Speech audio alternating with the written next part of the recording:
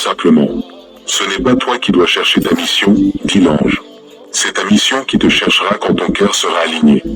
L'alignement attire la manifestation.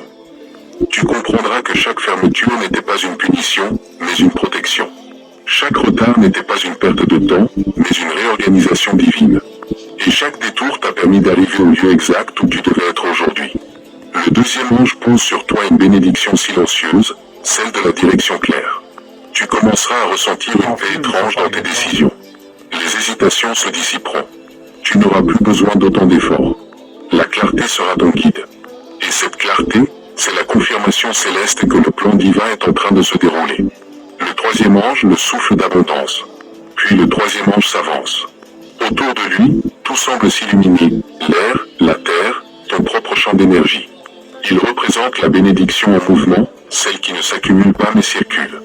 Il ne parle pas d'argent ou de possession. Il parle de plénitude. L'abondance, dit-il, n'est pas ce que tu détiens, mais ce qui coule à travers toi. Le ciel ouvre maintenant ses trésors pour arroser les champs de ta vie. Tu as semé dans la douleur, tu récolteras dans la joie. Cette abondance touche toutes les dimensions, tes relations, ton bien-être, ta créativité, ton équilibre intérieur. Elle apporte une paix que rien ne peut acheter.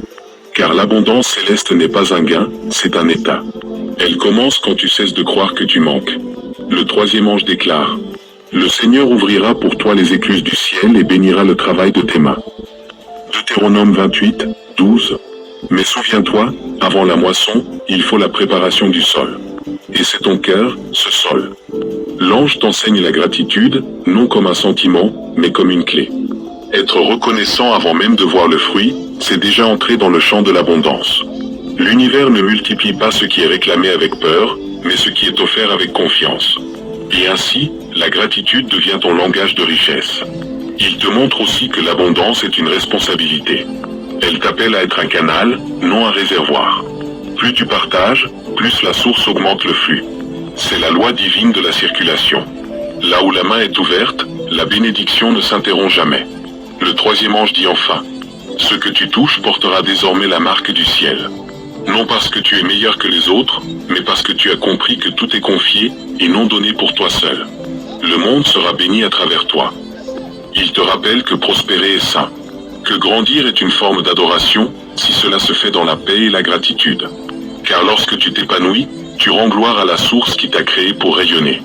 Les trois s'unissent. Les trois anges se rejoignent maintenant. Leur lumière fusionne en un seul faisceau qui s'élève comme une colonne entre le ciel et la terre. Ce n'est plus trois voix, mais une seule symphonie. Celle de la guérison, de la mission et de la plénitude réunie. Souviens-toi.